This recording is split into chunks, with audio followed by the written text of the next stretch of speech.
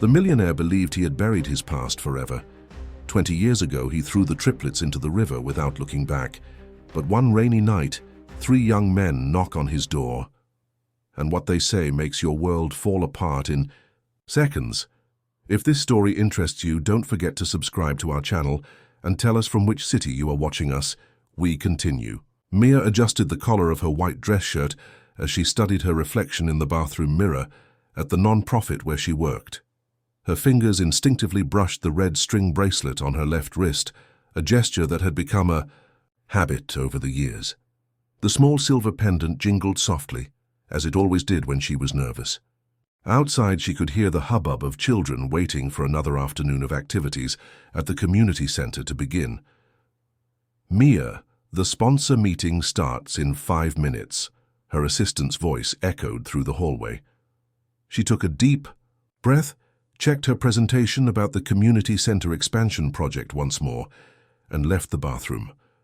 Working with underprivileged children had become her life's mission, a way to give back what fate had given her, even if through tortuous paths. As she walked through the hallways decorated with colorful drawings made by the little ones, her mind wandered to her siblings. Pedro, his younger brother by just a few minutes, was about to graduate in law and was already standing out in the office where he was an intern. Milan, the youngest of the triplets, had followed the path of medicine and specialized in pediatrics. The 3 maintained a bond that went beyond blood, strengthened by years of living together in the Santa Esperanza orphanage, where they grew up together. The meeting room was impeccably tidy. The projector was already showing the logo of the New Horizons project on the white wall. Mia was organizing her notes on the mahogany desk when the door opened. Her heart almost stopped when she recognized the figure who entered. Raphael Muller, the city's most influential businessman and politician, known for his impassioned speeches about family values and child protection. "Miss Mia, it's a pleasure to meet you in person," he said, extending his hand with a smile that didn't reach his eyes. "Your project has been attracting a lot of attention." Something in his voice sent a shiver down her spine. Mia couldn't explain it, but there was a disturbing familiarity in his features, something that bothered her deeply. She forced a professional smile and took his outstretched hand, noticing that his gaze fixed for a moment on her red bracelet. The presentation went smoothly. Mia spoke passionately about the projects, the success stories, the need to expand the service. Raphael Muller took occasional notes, his face a mask of calculated interest. At the end, when all the other sponsors had left, he stayed. "You have some impressive work here," he commented, walking around the room. "It reminds me a lot of the work done at the Santa Esperanza orphanage." Mia felt her blood run cold. She hadn't mentioned the orphanage in her introduction. "Do you know Santa Esperanza?" he asked, trying to keep his voice steady. "I know a lot of institutions around the state," he replied vaguely, but his eyes betrayed a moment of hesitation. "It's important for someone in my position to be aware of all the relevant social work." That night, gathered with her brothers in her apartment, Mia couldn't get that encounter out of her head. Pedro typed furiously on his laptop, researching Raphael Muller, while Milan examined for the 1,000th time the old metal box they had found months ago at the orphanage. "There's something strange about this," Pedro muttered, not taking his eyes off the screen. "This guy shows up out of nowhere, interested in your project, mentions the orphanage. And did you see how he looked at your bracelet?" Milan added, unconsciously touching his own, as if he recognized it. Mia picked up the faded photo they had kept in the box. It showed a young woman smiling, sitting in a cafe. On the back was a date 25 years ago and a single word: hope. Raphael Muller's office occupied the entire top floor of one of the city's most imposing buildings. That morning, he gazed out at the cityscape through the floor-to-ceiling windows, his mind still on the previous day's encounter. The red string bracelet on Mia's wrist had stirred memories he'd been struggling to bury for decades. His assistant entered the room carrying a folder with the latest electoral research reports. Raphael barely paid attention as the young man rambled on about numbers and statistics. His thoughts were elsewhere, in another time, in the small coffee shop where he met Helena, with her shy smile and expressive eyes.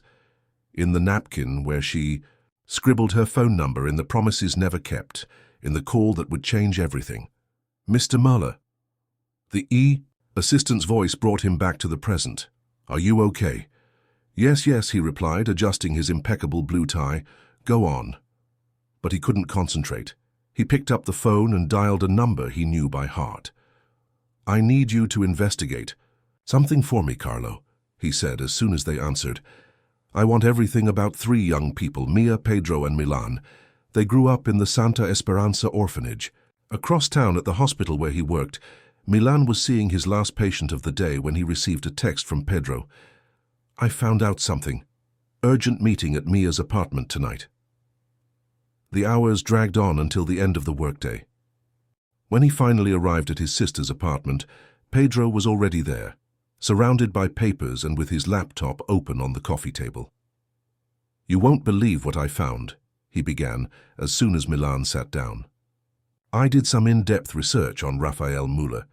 25 years ago, he was a rising politician, building his image as a defender of family and traditional values. But I found something interesting in the archives of the local newspaper from the time." Pedro turned his notebook over, showing a scanned page from an old newspaper. In the black and white photo, a young Raphael Muller was inaugurating a construction site next to a coffee shop. "Look at the name of the cafe," Pedro pointed out. "Café Esperanza," Mia read aloud, feeling butterflies in her stomach. Milan quickly grabbed the metal box and took out the old photo they were keeping. The same coffee shop appeared in the background, with its characteristic facade. "There's more," Pedro continued, his voice shaking slightly. "I've been able to access the employee records from the time. Helena Silas, our mother, worked there for 2 years. The silence that followed was heavy, laden with implications. Mia instinctively touched her bracelet, a gesture her brothers unconsciously imitated with their own. "This can't be a coincidence," Milan muttered. The way he looked at Mia's bracelet yesterday, his sudden interest in the project. "There's something else," Pedro hesitated, as if measuring the impact of his next words. "I found records of several significant donations made by Raphael Muller to the Santa Esperanza orphanage over the years. Anonymous donations, but I was able to trace the source." Mia stood up abruptly, walking to the window. The city glittered outside, oblivious to the whirlwind of emotions that shook the apartment. "Why would he do that?" she asked, more to herself than to her brothers. "Guilt, perhaps," Milan suggested, absently leafing through the papers on the table. A shrill sound cut through the air, Mia's phone. The number was unfamiliar, but something compelled her to answer it. "Hello? Mia?" The voice on the other end was hoarse, ancient. "My name is Carlo.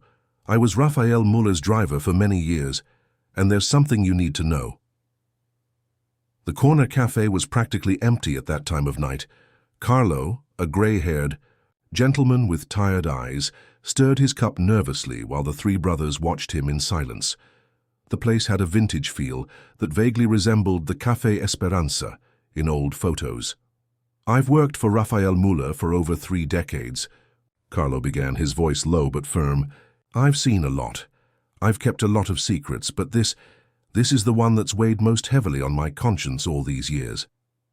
Mia exchanged a quick glance with Pedro, who discreetly placed his cell phone on the table, recording the conversation. Milan kept his eyes fixed on the former driver, his years of medical experience helping him read the body language of the man in front of him. "That night," Carlo continued, "I got a call. It was the middle of the night.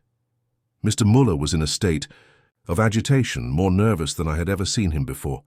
He gave me specific instructions to pick up 3 babies from the city hospital." The air seemed to thicken around the table. Mia felt her red string bracelet weigh a ton on her wrist.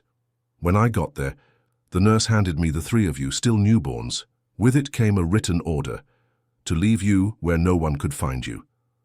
Carlo paused, taking a sip of coffee, with shaking hands. "I drove to the riverbank like he told me, but when I got there—" "You didn't make it," Milan finished softly. Carlo nodded, tears shining in his eyes. "I had lost my daughter a few years before. She had blue heart syndrome. when I looked at the three of you in the back seat of the car crying. I couldn't do it. I decided to take you to the Santa Esperanza orphanage. The bracelets, Mia touched her own. Did you put them on us? No, Carlo replied. They were with you when I picked you up from the hospital, along with a letter. I put them all in a metal box and gave them to the orphanage administration. Peter leaned forward. Why are you telling us this now? Because Raphael Mueller is about to announce his candidacy for president, Carlo replied, his gaze roving over the faces of the three brothers. And because I can no longer carry this secret. You deserve to know the truth about your origins. Our mother, Mia hesitated. Helena Silas. Did you know her? A sad smile crossed Carlo's face. Yes, I did. She was a sweet girl who worked at Café Esperanza. Raphael used to stop by there every morning before going to his office. That's how their relationship began. And what happened to her? Milan asked, even though he feared the answer. Complications during childbirth, Carlo replied softly. But first, she left something for you. Something Raphael never knew existed. The former driver pulled a yellowed envelope from the inside pocket of his jacket. I've kept this all these years, waiting for the right moment. Mia picked up the envelope with trembling hands. Inside was an old cassette tape and a USB flash drive. On the flash drive is the digital copy of the tape, Carlo explained. They're Helena's last words. And there's one more thing you need to know. He hesitated, looking around nervously. You're not the only children Raphael Mueller has tried to hide. Pedro's cell phone vibrated on the table, interrupting the conversation. It was a message from an unknown number. I know who you are, and I know what our father did. We need to talk. Alex Mueller. At the same moment, the cafe's TVs, which were showing the evening news, showed Raphael Mueller at a press conference. His voice filled the room. It is with great honor that I officially announce my candidacy for president. As I have always maintained, the family is the fundamental pillar of our society. Carlo stood up abruptly. I have to go. Be careful. Raphael has eyes and ears everywhere. After the former driver left, the three siblings remained silent, each absorbing the revelations of the night. Pedro held the cell phone with the message from Alex. Milan examined the flash drive. And Mia couldn't take her eyes off the TV, where her biological father continued his speech about family values. What are we going to do? Milan finally asked. Mia took a deep breath, her mind already making plans. First, let's hear what our mother left for us. Then she looked at the message on Pedro's phone. I think it's time we met our big brother. Mia's apartment was silent, except for the soft sound of the laptop playing the digitized audio file from the tape. Helena Silas's voice, though weak, carried a determination that made the three siblings hold their breath. My beloved children, the recording began, if you are listening to this, it means I have not been able to be present in your lives as I always dreamed, but I need you to know the truth about your story, about who you are. Pedro held Mia's hand, while Milan remained motionless, his eyes fixed on the computer screen, as if he could materialize the image of his mother through. I met Raphael Mueller when I was working at Café Esperanza, the voice continued. He was different then, or maybe I just wanted to believe that. Our relationship was a secret. He was already a rising politician, building his image as a defender of the traditional family. A pause in the recording, followed by the sound of pages being turned. When I found out I was pregnant with triplets, I thought it would change everything. But Raphael, he changed. He started talking about how this could affect his career, his reputation. He offered me money to disappear, but I refused. You were my children, my treasures. Mia stood up abruptly, walking to the window. The city glittered outside, oblivious to the drama unfolding in the apartment. The bracelets I left with you, Helena continued, making the three instinctively touch their wrists, belonged to my grandmother. She always said that the red thread represents the invisible bonds that connect people who are destined to find each other, no matter the circumstances. I wanted each of you to have one, so that you would never forget that you are part of something bigger. A knock on the door interrupted the recording. The three brothers looked at each other tense. Pedro walked silently to the door and looked through the peephole. "Alex," he whispered, recognizing the man on the other end from the photo he had found in his research. Mia nodded and Pedro opened the door. Alex Muller was the spitting image of Raphael when he was younger. The same piercing eyes, the same elegant bearing, but there was something different in his expression, a hardness that spoke of years of resentment. "Sorry to show up like this," he said, stepping into the apartment. "But when I heard you were investigating Raphael, I had to come in person." Milan paused the recording as Alex sat down, watching the three of them intently. "So you already know," Alex began, "about Raphael, about how he treats children who don't fit into his perfect image of a family. How did you find out about us?" Peter asked. "I've been monitoring Raphael for years," Alex replied. "When you started asking questions, when Carlo contacted you, my alerts went off. I've been building a case against Raphael for a long time, gathering evidence of all his indiscretions." Mia studied her stepbrother carefully. "What exactly do you want from us?" "Justice," Alex replied simply. "Raphael Muller built his career on a lie. He preached family values while abandoning his own children. Now with this presidential bid, he is about to reach the pinnacle of power. We cannot allow this." "And what is your plan?" Milan asked, his voice cautious. Alex smiled, a smile that didn't reach his eyes. "I have contacts in the press. With your story, your mother's tape, plus the evidence I've gathered over the years, we can destroy him completely." A heavy silence fell over the apartment. Mia turned her gaze to her laptop, where the frozen image of the audio file flickered softly. "There's more on the recording," she said finally. "I think we need to hear it all before we make any decisions." Alex nodded, though a hint of impatience crossed his face. "You're right, but we don't have much time. In 2 weeks, Raphael will be holding his big campaign launch event. That will be the perfect time for the truth to come out." Pedro stood up, walking to the kitchen to make coffee. It was going to be a long night. On his laptop, the cursor blinked over the audio file, holding even more secrets from a past that refused to stay buried. Dawn found the four siblings still gathered in Mia's apartment. Helena's recording had revealed more than they had expected. Not only details about her relationship with Raphael, but also about a network of influence and power he had built over the years. "I need you to understand," Helena's voice echoed in their minds, "that Raphael is not just a politician. He built an empire based on connections and favors. Café Esperanza? It was just a front for meetings with businessmen and other politicians. I discovered documents, overheard conversations, information that could change everything." Alex paced the room, his coffee long forgotten on the table.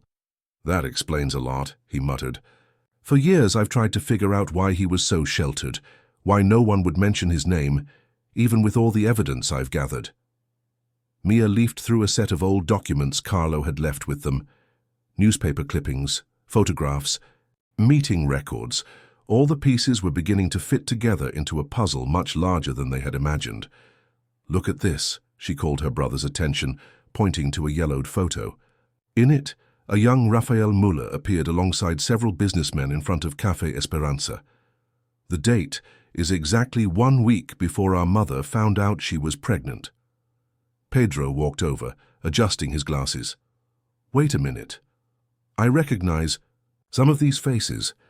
They're the same businessmen who are involved in the Santa Esperanza orphanage demolition project." "What?" Milan stood up abruptly. "Demolition?" Mia nodded heavily. "I got the notice yesterday. The land has been sold to a developer. They're going to build a business center on the site." Alex let out a bitter laugh. Classic Raphael Muller, erasing the evidence, rebuilding history the way it suits him. First he tries to get rid of the unwanted children, then he tries to destroy the place that welcomed them. The silence that followed was interrupted by the ringing of Pedro's cell phone. It was a message from one of his contacts at the local newspaper. "I just received an anonymous complaint about irregularities at the Santa Esperanza orphanage. They're going to publish it tomorrow." "He's getting ahead of himself," Alex said, reading the message over his brother's shoulder.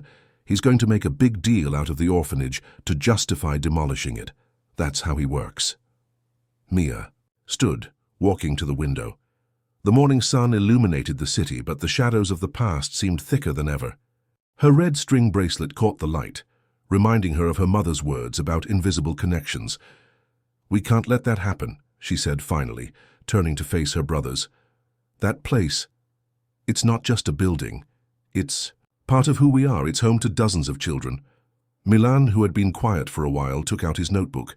"I have an idea. As a doctor, I have access to hospital records. If our mother found out something important about Rafael at Café Esperanza, there must be more people who knew. Staff, other patients. And I can use my contacts at the law firm," Pedro added, understanding where his brother was coming from. Archived cases? Old records? Alex watched his brothers with a complex expression. Years of bitterness and plans for revenge were beginning to mix with something new, a sense of family he had never experienced before. "You don't understand," he said, his voice softer than usual. "Rafael, Muller is not someone you confront with documents and legal processes. He has people everywhere, influence in every sector." Mia approached her older half-brother, touching his arm gently. "Maybe that's the problem, Alex. You've been trying to face him alone all these years, but now—" She looked at Pedro and Milan, who nodded in agreement. "We're a family now." The sound of a new message on Alex's phone interrupted the moment. His eyes widened as he read the content. "It's from Carlo," he said, his voice tense. "Rafael knows we met, and he's on his way here." The elevator in Mia's building had never seemed so slow. The four brothers silently watched the digital display indicating the rise in the floors.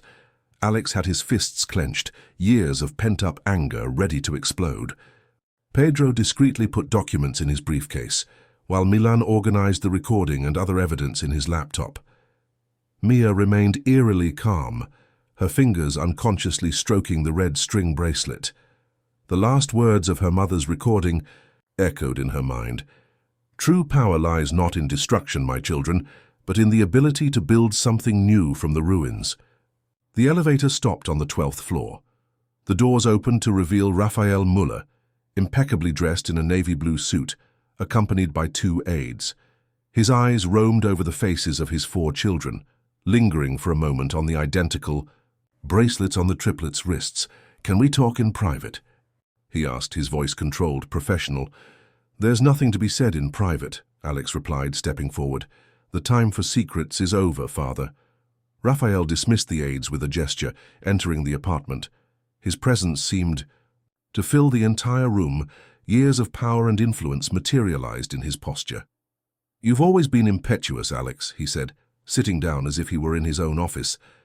"Just like your mother. And you—" His gaze fell on the triplets. "You're the image of Helena." "Don't say her name," Mia said, her voice firm. "Not after what you did." Rafael sighed, a gesture that might have seemed genuine to those who didn't know his story. "You don't understand.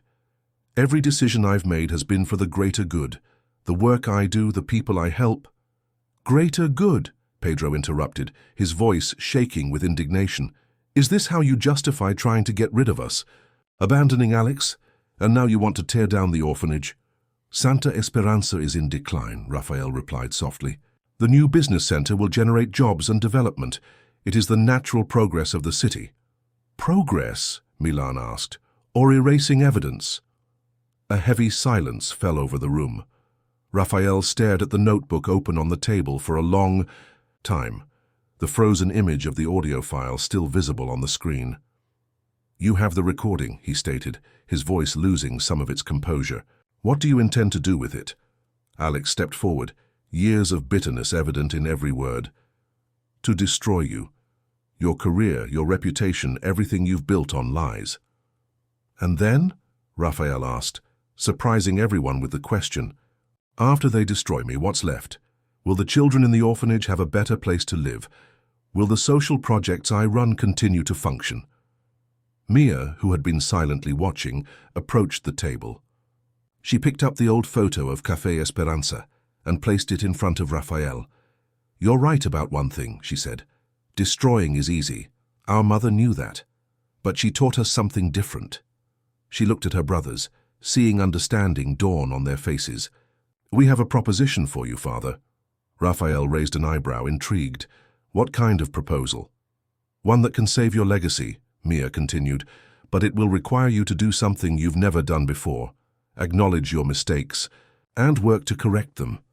The first rays of the morning sun came through the apartment window, illuminating the scene. 4 brothers, bound together by red threads of destiny, faced the man who had had such an impact on their lives. And Raphael Müller, for the first time in decades, found himself in a position he could not control with money or influence. "I'm listening," he said finally.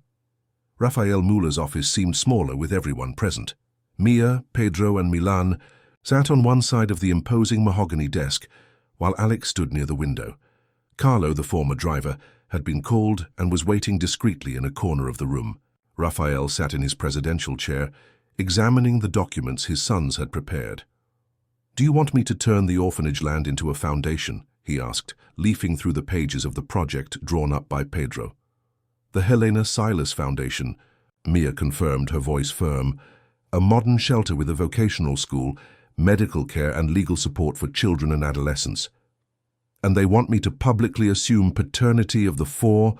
Javiu," Raphael continued, his gaze roaming over his children's faces. "Not only that," Pedro intervened, adjusting his glasses. "We want you to tell the truth about the past, about Café Esperanza, about how you treated our mother, about how you tried to hide us." Raphael stood up, walking to the window. Below, the city continued its frenetic pace, oblivious to the drama unfolding on the top floor of the building. "Do you have any idea what you're asking for?" he demanded, his voice lower than usual. "It would destroy my presidential campaign." "Maybe that's exactly what you need," Milan spoke for the first time, his voice carrying the same softness he used with his patients. "Our chance to truly be the man you've always pretended to be." Alex let out a bitter laugh. "He doesn't know how to be that man. 25 years of building an image, manipulating people, abandoning children." "Enough, Alex," Mia interrupted, standing up. She walked until she was face to face with Raphael. "We could destroy you. Mom's recording, the documents from Café Esperanza, the records Alex has collected all these years. But we chose another path." Raphael turned to face her, finding in his daughter's eyes the same determined look that had so attracted him to Helena years ago. "Why?"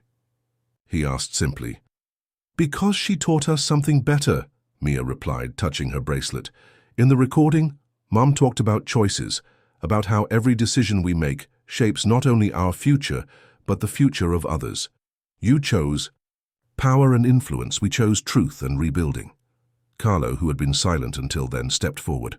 "Sir, if I may." He took an envelope from his pocket. "I've kept this all these years. It's the last letter Helena wrote to you before she gave birth." Raphael took the envelope with slightly trembling hands. The paper was yellowed with age, but the soft perfume that Helena always wore could still be smelled, like a ghost, from the past. "She believed you could be better," Carlo continued. "Even after everything she believed." Pedro stood up, approaching with another set of documents. "The foundation project is already in place. Legal structure, financial planning, everything. We can make this your true legacy, Father. Not a constructed image, but something real." "What about the children at the orphanage?" Raphael asked, still holding the closed letter. "They will still be there," Milan replied, "but in a renovated space with more resources, more opportunities. What you should have given us from the beginning." Raphael sat back down in his chair, the weight of past and future decisions visible on his shoulders. He opened his desk drawer and took out a small velvet box. "You're not the only ones who keep memories," he said, opening the box. Inside, a red string bracelet, identical to the triplets, rested on black velvet.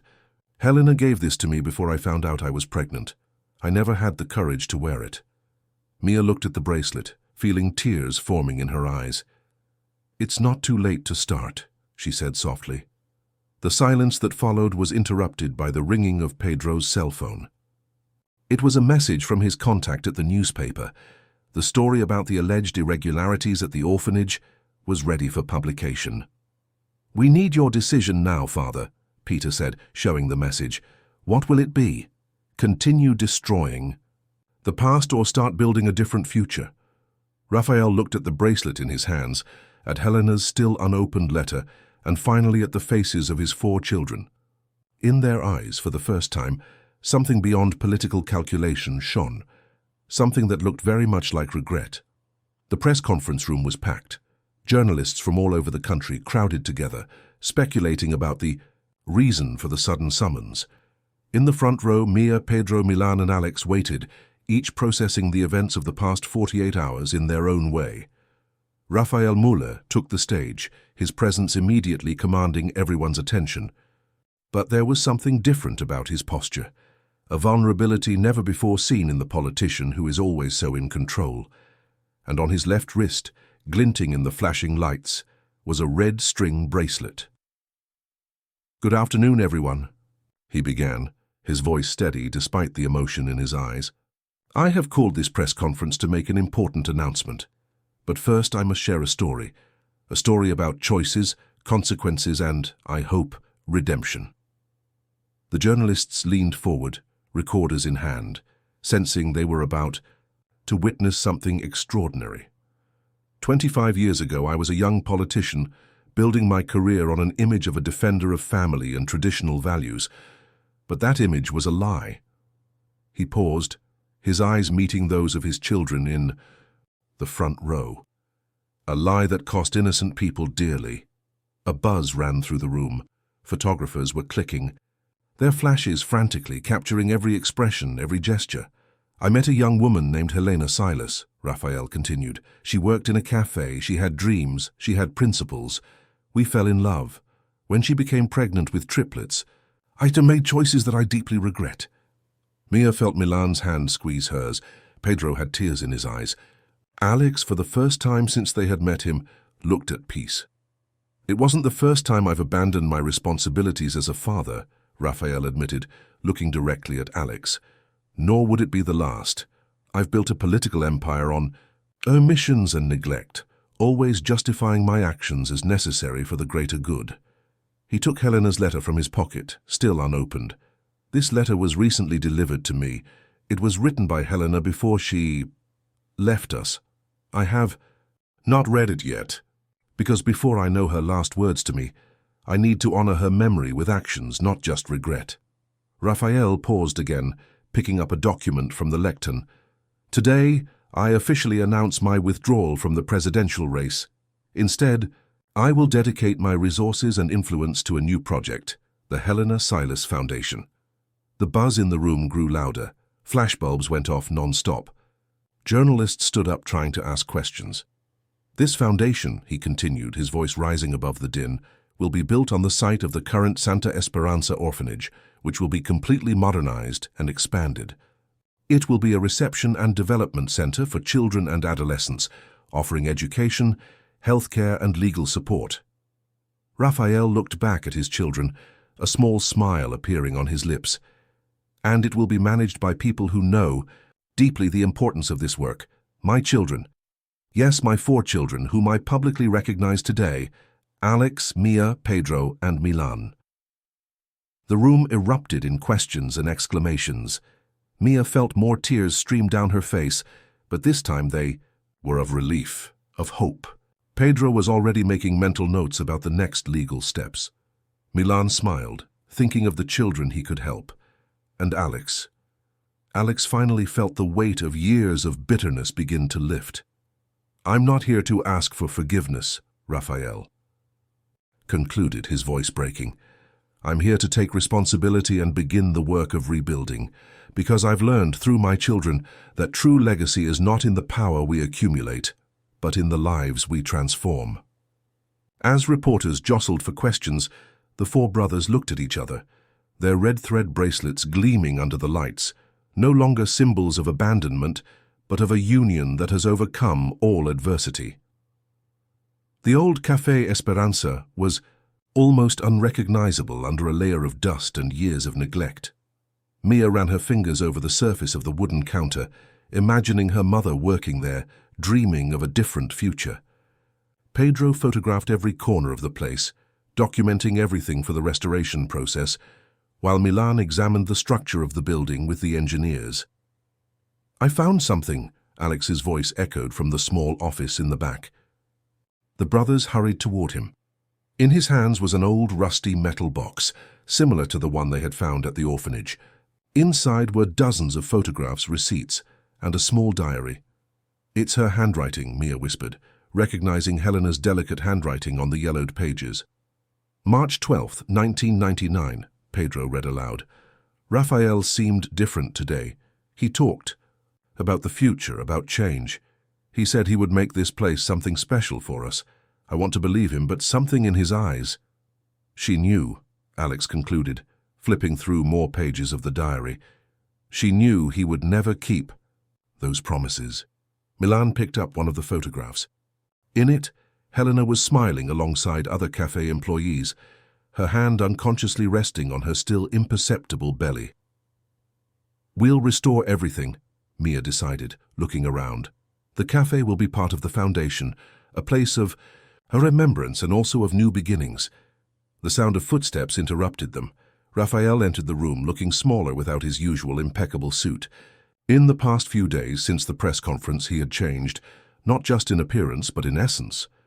"I thought I'd find you here," he said softly, eyeing the journal in Alex's hands. "She always wrote in that notebook. The few times I came here afterwards, I wondered where she was."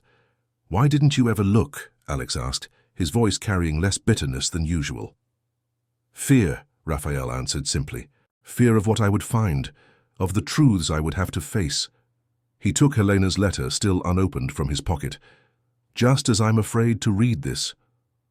Mia walked over to her father, touching his arm gently. "Maybe it's time to face these fears, all of us together." Raphael looked at his children, each of them carrying traces of Helena. In their eyes, in their smile, in their determination. He nodded slightly and opened the envelope with trembling hands. "Dear Raphael," he began to read, his voice cracking. "If you're reading this, it means I didn't get to see our children grow up, but it also means that somehow they found their way to you. Knowing you as I do, I know you've probably tried to keep your distance, to build walls, to protect your perfect image." Pedro approached Milan, who was holding tightly to his red string bracelet. Alex remained leaning against the wall, but his eyes were fixed on his father. "But I want you to know something," Raphael continued reading. "Love is not a weakness. Family is not just the image we show to the world. It's about daily choices, about being present even when it's hard, about accepting imperfections and growing through them." Mia couldn't hold back her tears when Raphael got to the last part of the letter. "Our children will be your second chance, Raphael. Not to build a perfect image, but to truly be the man I know is inside you. The man I met in this cafe who spoke of change and hope. They will carry with them the symbol of that hope, the red threads that connect us through time and destiny. And when you are ready to embrace that connection, you will know that it is never too late to start over. Love, Helena." The silence that followed was broken only by the distant sound of the city outside. Raphael carefully folded the letter and put it away again.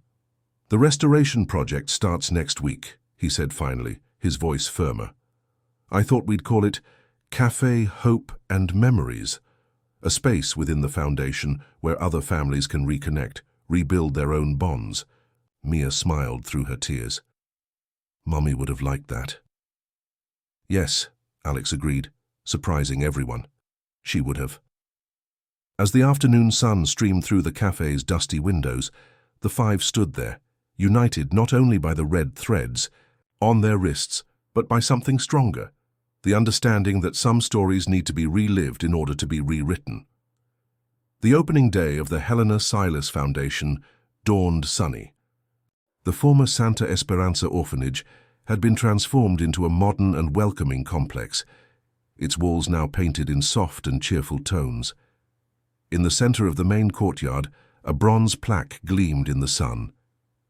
"Because every story deserves a new beginning."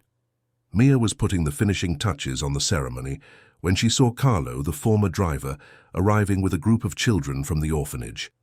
Each of them was wearing a small red string bracelet, a tradition she had decided to continue. "Everything is perfect," Pedro commented, approaching with a folder of documents. "The board of directors has been formed, the educational programs structured, the medical clinic equipped." "And Café Esperanza?" she asked, even though she already knew the answer. "Alex is there finalizing the preparations," Milan replied, arriving in his white lab coat. He had just organized the volunteer medical team. It looks even better than the old photos. The sound of cameras and voices announced the arrival of the press. Raphael Muller, wearing a simpler suit than his usual, walked among the journalists with a different serenity. The red string bracelet on his wrist was no longer a novelty for the media, but it still attracted curious looks. "Ready?" he asked as he approached his children. Mia nodded, watching the courtyard begin to fill up. Officials, business people, families, all there to witness not just the inauguration of a foundation, but the realization of a dream that began 25 years ago in a small cafe. "Ladies and gentlemen," Pedro began the ceremony, his voice clear and confident. "Welcome to the Helena Silas Foundation." As her brother talked about the foundation's goals and programs, Mia let her mind wander to everything that had happened in the past few months. The discovery of truth, the confrontation, the transformation. Her gaze found Alex, who had just come in from the cafe. He smiled, a genuine smile with no trace of the old bitterness. "And now," Pedro continued, "I would like to call Raphael Muller for a few words." Raphael stepped onto the small stage set up in the courtyard. For a moment he was silent, his eyes scanning the faces before settling on his 4 children. "This foundation," he began, "is not just about charity or social responsibility. It is about redemption, about second chances, about building bridges where there were once only walls." He touched his bracelet, a gesture he now shared with his children. "Helena Silas, the woman for whom this place is named, taught me that family is not something we show the world, but something we build every day, through choices, through presence, through unconditional love." Mia felt Milan hold her hand. On one side and Pedro on the other, Alex approached, completing the circle. "Every child who walks through these doors," Raphael continued, "will find not just shelter or education, but the chance to rewrite their own story. Because that's what my children taught me, that it's never too late to start over, to make the right choice, to build something real." When the official ceremony was over, the 5 of them walked together to Café Esperanza and Memorias. The space had been meticulously restored, preserving its original essence while embracing a new purpose. On the walls, photographs told stories of Helena, of the cafe, of the orphanage, of the families who had passed through there. "She would be proud," Carlo commented, joining them with tears in his eyes, "of all of you." Mia looked at her family. Imperfect, reconstructed, real. The red string bracelets on their wrists gleamed in the light that filtered through the cafe windows, no longer symbols of separation, but of a union that transcended time and forgiveness. "This is just the beginning," she said softly, knowing that every child who entered the foundation would have the chance to find their own path to hope. 6 months after the Helena Silas Foundation opened, Café Esperanza and Memorias had become much more than a place for memories. Every morning Alex personally oversaw the opening of the place, making sure that every detail was perfect, from the aroma of freshly ground coffee to the photographs that told the story of the place. On this particular morning, he was watching an elderly woman visiting the cafe for the first time. She stopped in front of the memory wall, her hands shaking slightly as she recognized a face in one of the old photographs. "Donna Caterina?" Alex asked, approaching gently. He recognized the woman from the stories Carlo had told him. She was a nurse at the hospital the night the triplets were born. "Yes," she replied, not taking her eyes off Helena's photo. "I was there, you know, on her last night. I've never forgotten that young mother, so determined, so full of hope even in the most difficult circumstances." Alex offered the woman a coffee and led her to a quieter table.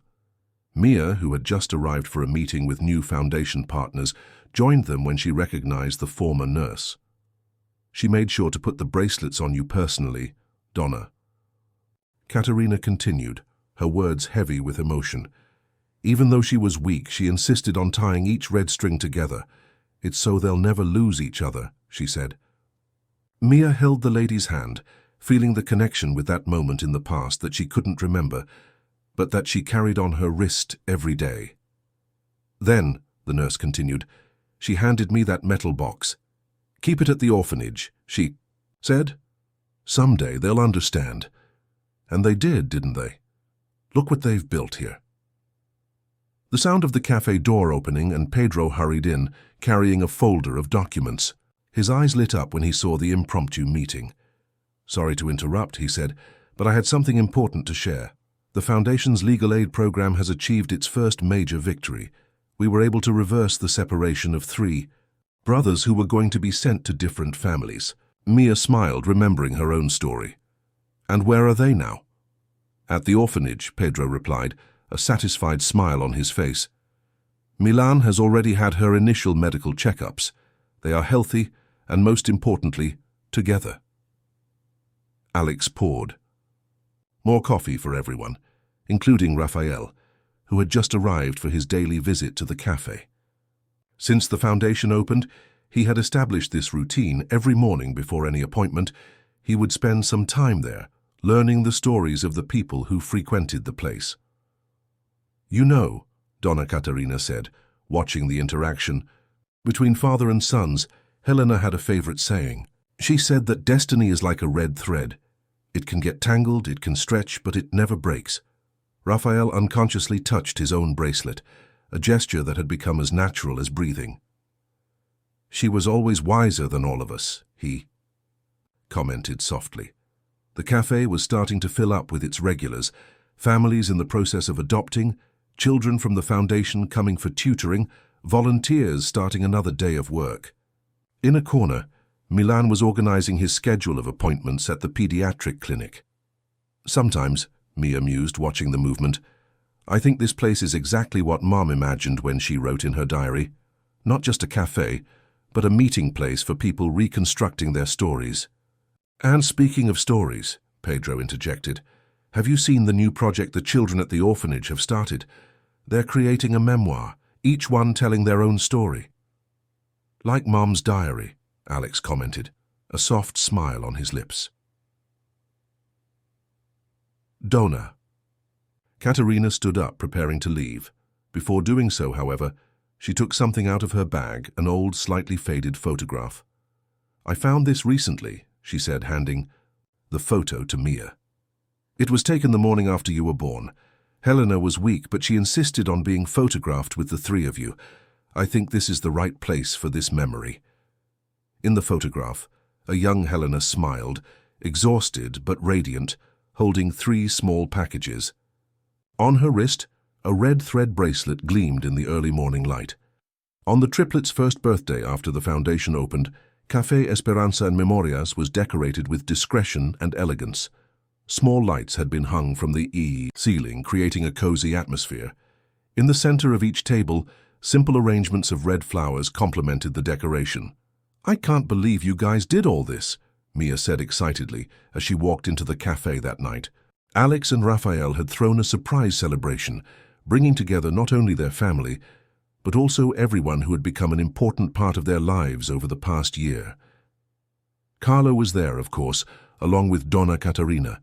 The children from the orphanage had prepared a special presentation. Pedro had brought his legal team, which had done so much to keep families together. Milan had invited the volunteer doctors who worked at the foundation's clinic. Actually, Alex began, a mysterious smile on his face, we have one more surprise. He motioned, and a group of staff brought in a large covered panel. When the fabric covering was removed, it was revealed to be a mosaic of photographs, hundreds of them, all telling the stories of families who had passed through the foundation in the past year. Each photo represents a story of reconciliation, Raphael explained, his voice carrying a genuine emotion that once seemed impossible. Families reunited, children finding new homes, bonds strengthened. Mia approached the mosaic, her eyes scanning the images. In the center was the photo Donna Caterina had brought, Helena with her newborn triplets. Around her, like waves, spreading out, were stories of other families, other journeys of hope. But that's not all, Pedro added, handing each of his siblings a red leather-bound book. The children at the orphanage have finished their project. It's their stories, their memories, their dreams. Milan opened his copy, reading aloud the title on the first page. Red Threads, Stories of Hope and New Beginnings. Each child wrote their own story, Alex explained, and we decided to make it a tradition. Every year, new stories will be added, new chapters written. One of the girls from the orphanage, Anna, approached Mia shyly. "Auntie, can I read the story I wrote?" Mia nodded, excited, and the girl began to read. "When I arrived at the orphanage, I thought I was alone in the world. But here I learned that family is not just about those who share the same blood. It's about those who choose to stay, who choose to love. Like the story of Aunt Mia and her brothers, who taught us that sometimes we need to wait to find our way back home." Raphael, who was nearby, discreetly wiped away a tear. The powerful businessman, the influential politician, had given way to the father who had finally learned the value of unconditional love. "You know," he said, his voice soft. "Helena was right in every word she wrote in that letter. About second chances, about choices, about the power to rebuild." Carlo approached, carrying an old box. "I found a few more things from the original cafe," he said, "including this." Inside the box was a small roll of red thread, identical to the one used in the bracelets everyone was wearing. "For the next stories," he explained simply. Mia picked up the ball of thread, feeling its texture between her fingers. She looked around, at her brothers, her father, at all the people who had become part of this big family. On each of their wrists, a red bracelet glowed in the soft lights of the cafe, like stars connected by invisible threads of fate and choice. "To Mom," she proposed, raising her coffee cup, "who taught us that love is the strongest thread there is." "To Hope," Alex finished, his voice free of the bitterness that had consumed him for so long. "To New Beginnings," Pedro and Milan said in unison. Raphael looked at his 4 children, at the legacy they were building together. "To Family," he concluded softly, in all its forms. The news came one autumn morning, as golden leaves danced across the courtyard of the Helena Silas Foundation. Mia was in her office reviewing activity reports when Milan burst through the door, breathless and his eyes shining with excitement. "You need to see this," he said, holding out an official envelope. "It just came from the medical board." Mia picked up the document with curiosity. As she read it, a smile spread across her face. The Foundation's pediatric clinic had been selected as a center of excellence in childcare, recognized for its innovative work with vulnerable children. "That's not all," Milan continued, sitting down in the chair across from his sister's desk. "Remember that girl, Sophia, who came here 3 months ago with blue heart syndrome?" How could I forget? Sophia had come to the Foundation after losing her parents in an accident, her heart condition complicated by the emotional trauma. Carlo, upon meeting her, had been especially touched. It was the same condition that had taken his daughter years ago. "The experimental treatment we developed is working," Milan explained, his voice thick with emotion.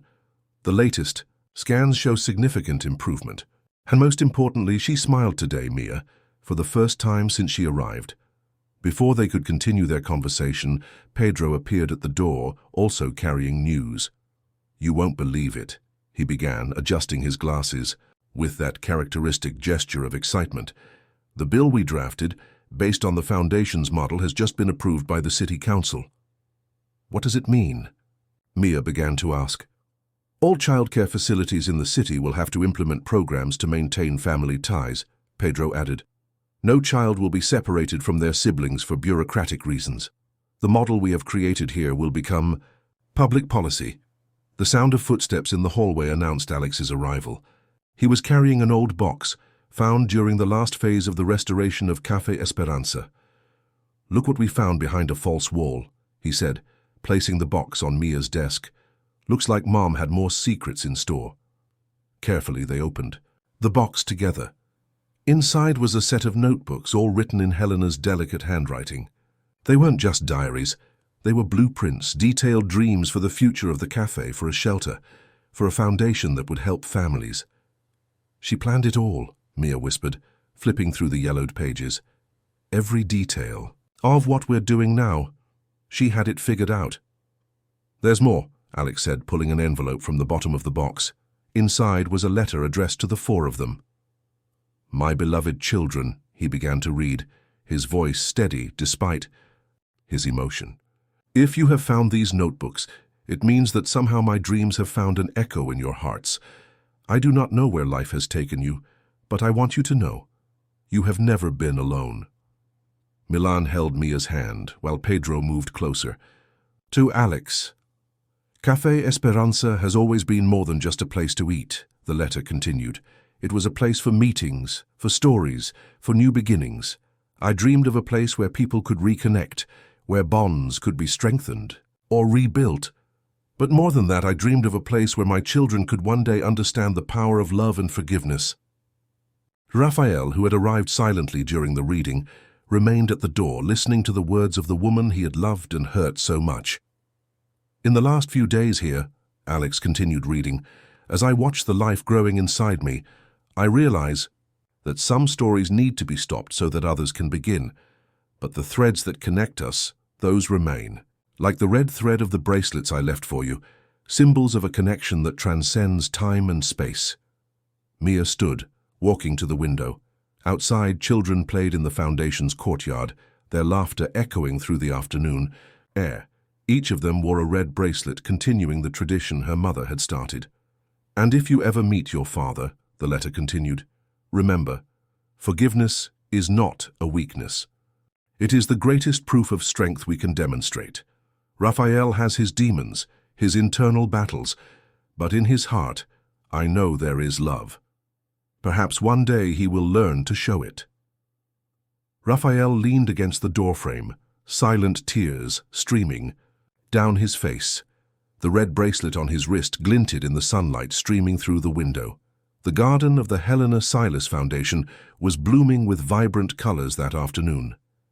Sophia, the girl with the blue heart, as everyone affectionately called her, helped Carlo plant new red flower seedlings along the path that led to Café Esperanza. Each flower is like a new story beginning, Carlo explained to the little girl, who followed him attentively, her red bracelet swinging as she held the small watering can. Just like you, they need care, love, and time to grow strong. From her office on the second floor, Mia watched the scene with a smile. On her desk, Helena's notebooks were spread out, their pages revealing more and more details of her mother's dreams. Each project they discovered seemed to fit perfectly with the foundation's current needs. Now that I think about it, Pedro said, walking into the room with a cup of coffee, it's like she saw all this coming. The legal aid center, the pediatric clinic, even the therapeutic gardening program Carlo runs with the kids. She didn't see it coming, Alex replied, appearing in the doorway. She planted the seeds. We just made them bloom. Milan joined them, bringing Sophia's latest test results. The doctors at the university hospital can't believe how well she's doing, he said, showing them the charts. They're calling it the Helena Protocol, a combination of medical treatment with emotional support and therapeutic activities. Raphael, who was increasingly involved in the foundation's day-to-day activities, entered the room carrying a newspaper. Have you seen the report? Reception model revolutionizes social assistance in the country. Mia picked up the newspaper, reading aloud excerpts from the article. The Helena Silas Foundation not only transformed the lives of hundreds of children and families, but established a new paradigm in the care and protection of childhood. But most importantly, Alex interrupted softly, it's not in the newspapers. He pointed to the window where Carlo and Sophia were now joined by other children, all helping to plant new flowers. That's it, Pedro agreed. Every smile recovered, every family reunited, every small daily victory. A soft guitar sound began to float through the air. In the courtyard, one of the teenagers from the cultural project had begun his afternoon performance. The song, an original composition, spoke of new beginnings and hope. "I found something else in Mom's notebooks," Mia said, picking up a loose sheet of paper. "A sort of manifesto," she wrote. "Love is not a straight line, it is a circle that expands, touching more and more lives. Every act of kindness, every moment of understanding, every forgiveness offered, these are all threads that weave the tapestry of our humanity. And sometimes when we think we have lost our way, we discover that we were only taking the necessary turn to find something precious that had been left behind." Raphael walked over to the window, looking at the garden that grew more beautiful every day. Helena always saw beyond appearances, he reflected. Beyond the masks we wore, beyond the walls we built. "What now?" Alex asked, his voice carrying genuine curiosity. "What's next?" Mia smiled, pulling one of the still unfinished projects from her mother's notebooks. "Now we've expanded. Helena left plans for satellite centers in other cities, places where more families can reconnect, where more stories can be rewritten." "Like circles on water," Milan commented, expanding wider and wider. Outside, Sophia had convinced Carlo to dance with her to the sound of the guitar, their laughter mixing with the music. Other children joined in, forming a spontaneous circle of dance and joy. "You know," Pedro said, watching the scene, "I think I finally understand what Mom meant by the red threads of fate. It's not just the bracelets. It's not just the blood. Taisa, it's the connections we choose to keep," Mia added. "The stories we choose to tell, the lives we choose to touch." The meeting room at the Helena Silas Foundation was packed that morning. Representatives from 5 different states had come to learn about the project that was revolutionizing the child care system in the country. Mia, standing in front of the group, presented the results of the first year of operation. "What began as a story of family reconciliation," she explained, unconsciously touching her red bracelet, "has become a model of social transformation." The projected images showed the impressive numbers. More than 200 families reunited, 50 children with complex medical conditions receiving specialized treatment, a legal program that had set precedents in family law cases. Pedro took over the presentation, detailing the legal aspects of the project. "The difference lies in the integrated approach," he explained. "We don't just treat the symptoms of family separation, but its root causes." In the back of the room, Alex watched with quiet pride. The man who had once planned to use truth as a weapon of destruction now dedicated his life to building bridges. His phone buzzed. It was a text from Sophia, sending a photo of the new flower bed she had planted with Carlo. "And now," Milan took the floor, "we would like to present something special. Sophia, may I come in?" The door opened, and Sophia entered, accompanied by Carlo. The girl with the blue heart, as she was still affectionately called, now radiated health and confidence. In her hands, she carried a handmade book. "This is the first copy of Connected Hearts," she announced in a clear voice, surprising everyone with her ease. "A book written by us, the children of the Foundation, telling our stories of transformation." Raphael, who had been watching everything from his chair in the corner of the room, felt tears forming in his eyes. The politician who had once built his career on appearances now found true fulfillment in the Foundation's small daily victories. "Each chapter," Sophia continued, "is tied together with a red thread, like our bracelets, because we've learned that our stories, no matter how different, are all connected." The representatives from the other states stood up to examine the book, touched by the simplicity and depth of the project. Mia took the opportunity to approach her brothers. "Mom was right," she whispered. "In her notebooks, she wrote that one day her stories would touch other lives, like ripples spreading across a pond." "And it doesn't stop there," Alex added, showing the plans for the new satellite centers on his tablet. "We already have agreements in place with 3 states. The Helena methodology, as they're calling it, will spread throughout the country." Pedro smiled, remembering something. "Do you know what I found in the old archives of the cafe? A draft of a letter that Mom never sent. She wrote, 'Sometimes we plant seeds without knowing if we'll see the flowers. But we plant them anyway because believing in tomorrow is an act of love.' Milan, who had grown close to Sophia, added, "And now we are seeing the garden she dreamed of blossom in ways she never imagined." The presentation continued, but with a more personal tone. Visitors were taken to see Café Esperanza, where stories of transformation were shared over cups of coffee. In the therapeutic garden, Carlo proudly showed off the flowers that Sophia had helped to plant. "There's something special going on here," one of the representatives told Raphael, "something that goes beyond social programs and statistics." Raphael nodded, watching his 4 children interact with the children at the foundation. "You know," he replied, "it took me a long time to understand, but true power is not in building empires or winning elections. It is in touching lives, in righting wrongs, in believing that it is never too late to start over." Late in the afternoon, when the visitors had already left, the 4 siblings gathered at the cafe with Raphael and Carlo. Sophia insisted on serving coffee to everyone, proud of her new responsibility as the official helper of Café Esperanza. "Sometimes, I wonder," Mia mused, watching the hustle and bustle of the place, "if Mom could have imagined all this when she tied the first bracelets around our wrists." "Maybe not exactly like that," Alex replied, his gaze softened by the understanding that only time brings. But she knew that love has the power to transform everything it touches. Through the cafe windows, the afternoon sun painted the sky in golden and red tones, as if nature itself wanted to match the threads that connected so many stories of hope and new beginnings. On a quiet Sunday afternoon, when Café Esperanza was closed to the public, a special event was taking place inside. The tables had been rearranged into a large circle, and around them sat families, all with their own stories of separation and reunion. It was the first official meeting of the Story Circle, a project inspired by Helena's recently discovered diaries. Mia led the meeting with the same grace she had inherited from her mother. "Each red bracelet we wear," she explained to the group, "represents not only our own journey, but our connection to all the other stories that intertwine here."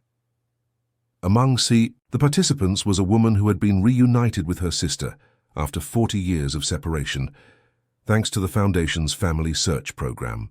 At her side was a young couple who had managed to regain custody of their children with Pedro's legal help. When Helena created these bracelets, Alex continued to explain, his voice carrying an emotion he had previously tried to hide. She wasn't just creating a symbol. She was starting a tradition of hope. Sophia, who was now helping to serve tea and coffee to everyone, stopped next to Carlo. The former driver, who had changed the triplets' destiny so much that distant night, smiled at how a simple decision of compassion had borne so much fruit. "Every story we share here," Pedro added, "becomes part of something bigger. As Mom wrote in her journal, we are all chapters in the same book, pages that connect through time and hearts." Milan, who had just arrived from a shift at the clinic, brought with him some news. The Helena Protocol had been officially recognized by the Ministry of Health as an innovative methodology in the treatment of childhood trauma. Raphael, sitting discreetly in a corner, watched everything with teary eyes.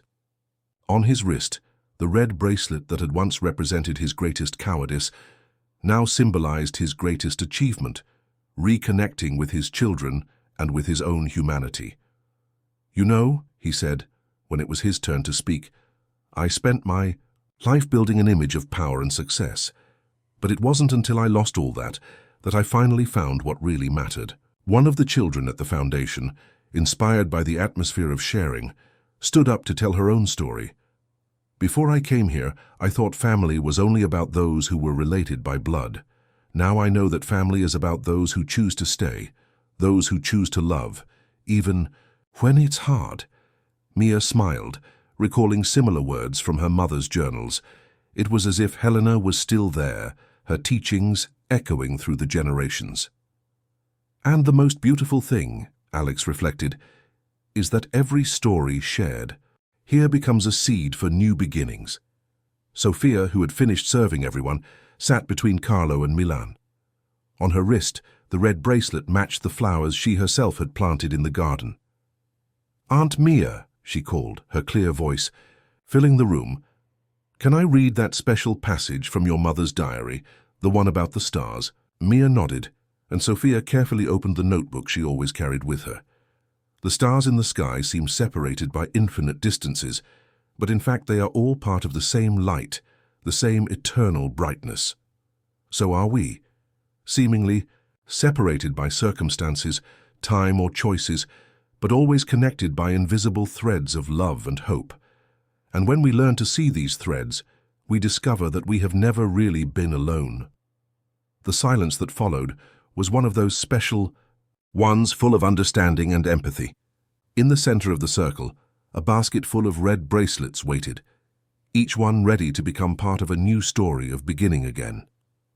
Dawn was painting the sky with soft tones when Mia arrived at Café Esperanza on that special morning. It was the day of the inauguration of the first satellite unit of the Helena Silas Foundation in another city, and something in the air seemed different, as if destiny itself was smiling at that moment. Carlo was already there, as always, preparing a special breakfast for the guests who would arrive. Sophia helped him, her small dexterous hands arranging red flowers on the tables, the same ones they had grown together in the therapeutic garden. "I found another box last night," Carlo said as soon as he saw Mia. "It was hidden in a secret compartment behind the old counter." Mia felt her heart race. Even after all this time, her mother's secrets kept coming back to her, like messages from time to time. Inside the box, she found something that made her hands tremble. A set of cassette tapes, each carefully labeled with dates. "These are recordings of her," Carlo explained softly. "She used to record messages for you while she worked here, at the cafe." Pedro and Milan arrived together, bringing the last documents needed for the inauguration of the new unit. Alex was quick to join them, his face showing a serenity that years ago would have seemed impossible. "I brought something too," Alex said, placing an object covered in red cloth on the table. Removing it revealed a small, perfectly preserved, vintage tape recorder. "I found it at an antique shop. It still works." With careful hands, they inserted the first tape. Helena's voice filled the room, clear as if she were there with them. "My beloved children, if you are listening to this, it means that coffee has finally revealed another of its secrets. Today, I want to tell you about a dream I had." Raphael arrived silently, stopping at the door when he heard Helena's voice. His eyes met those of his children, and without words he joined them around the table. "I dreamed of a place," Helena's voice continued, "where love would know no boundaries, where broken stories would find healing, where broken bonds would be remade. But more than that, I dreamed of you, united, strong, transforming pain into hope, fear into courage." Sophia, who had stopped arranging the flowers, came closer to listen, her red bracelet shining in the morning light. "Every cup of coffee I serve here," Helena continued, "carries stories, stories of people searching for connection, searching for meaning, searching for love. And as I serve, I dream of the day when you will understand that sometimes we need to lose ourselves in order to truly find ourselves." Mia held Pedro's hand, who in turn was connected to Milan. Alex, for the first time since they met, allowed himself to cry openly. Raphael, silently, touched his red bracelet as if it were a talisman. "I left clues for you," Helena's voice revealed. "In every corner of this cafe, on every page of my journals, on every red string on your bracelets. And not because I wanted you to follow a specific path, but because I knew you would one day understand. True love always finds its way back home."